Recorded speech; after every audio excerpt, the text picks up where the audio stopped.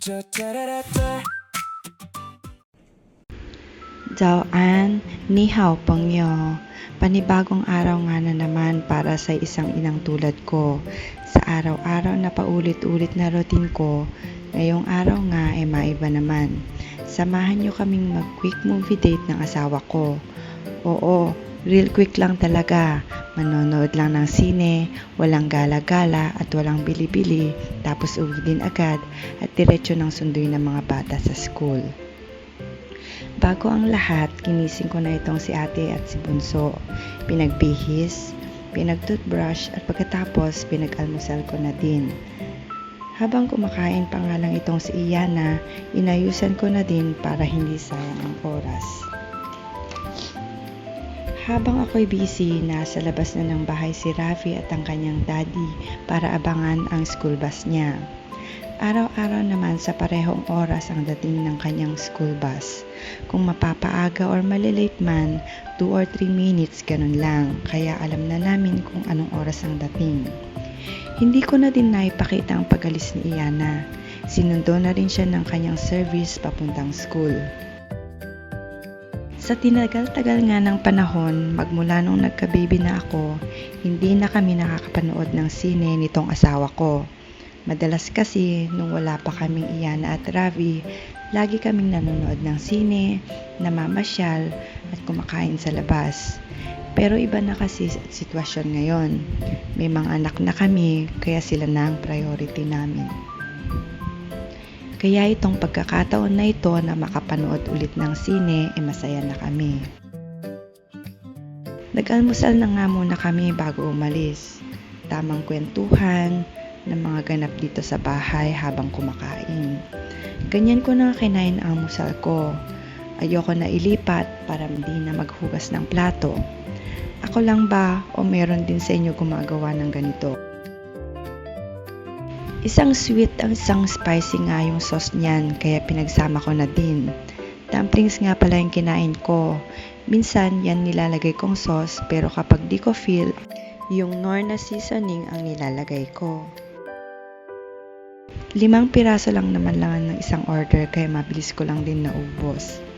Time check, 7:30 pa nga lang yan at 8:30 AM ang sasakyan naming bus, kaya may time pa akong ubusin tong milk tea ko. Dito na lang din ako sa Taiwan na sana'y mag milk tea for breakfast. Dati kasi nun, kape, gatas, or Milo lang sapat na.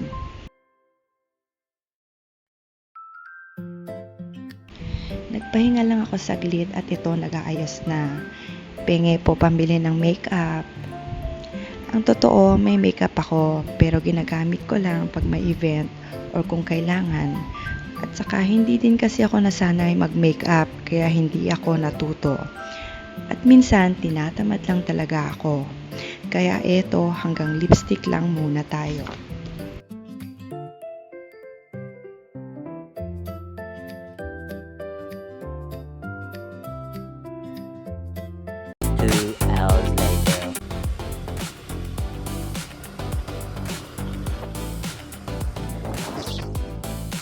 Umalis na nga kami ng asawa ko at baka di pa namin masakyan ang pang 8:30 na bus. Pagkadating nga namin ay may pila na. 40 to 45 minutes lang naman ang biyahe, mabilis lang. At dumating na nga kami dito sa train station. Oo, sasakay pa kami ng train. Kala nyo dito na kami? Hindi pa. Magte-train pa kami papunta sa mall na panonooran namin ng sine. Kumbaga sa Pilipinas, nasa probinsya kami papuntang city.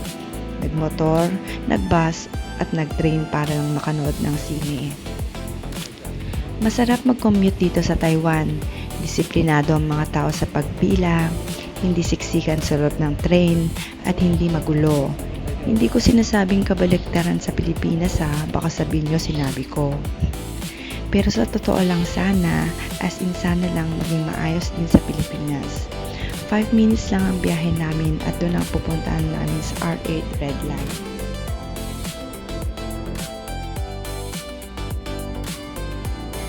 Pagkalabas nga namin ng train station, naglakad lang kami mga 5 minutes para pakapunta sa mall kasi malapit lang naman.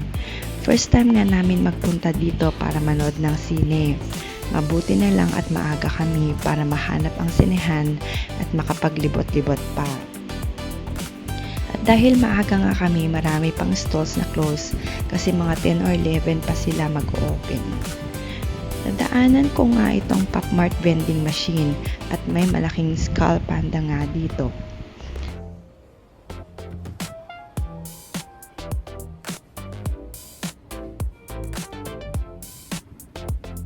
Pagkalabas ng asawa ko, nakita na niya ang Visual Cinemas kung saan kami manonood ng sine. Akala nga namin hindi pa pwede pumasok. May mga nakasabay na nga din kami na naghihintay na din.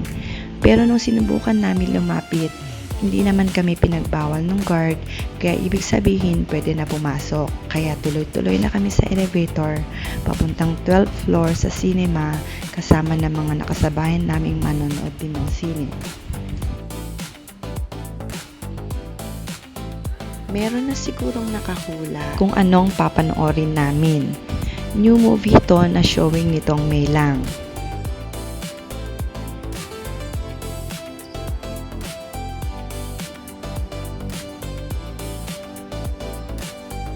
The Devil Wears Prada nga ni.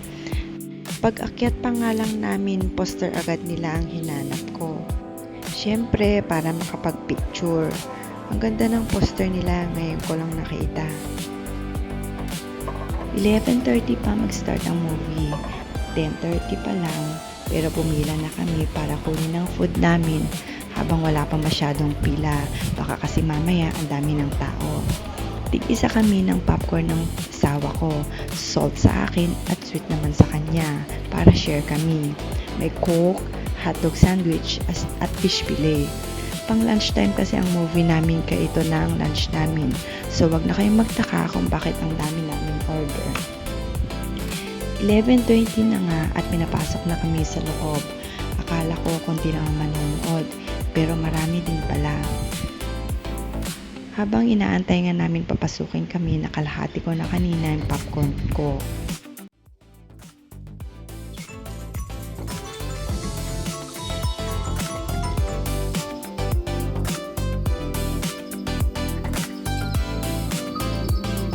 Free nga lang pala tong movie namin.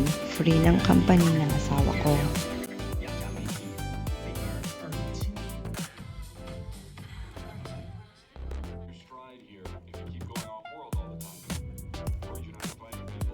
Supergirl, parang may next na movie na kami ah.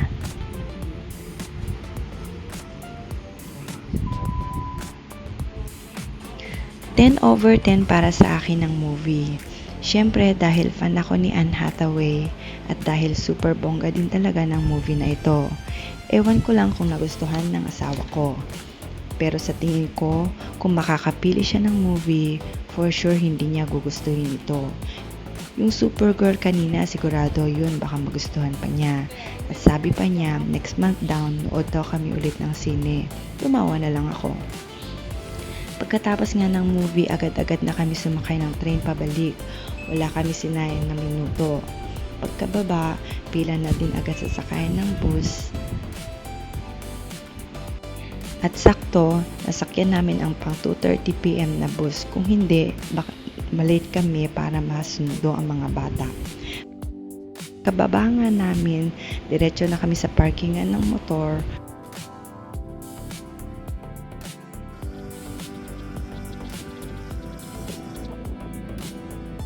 Si Ravi nga ang una naming sinundo kasi mas maaga ang uwian ng mga kinder.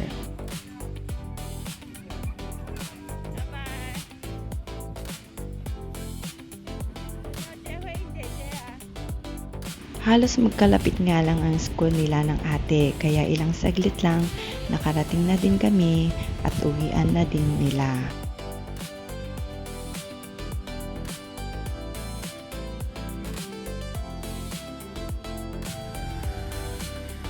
At ayun lang naman, hanggang dito na lang muna. Salamat sa panonood. Hanggang sa muli. Zaijian, Pangyong.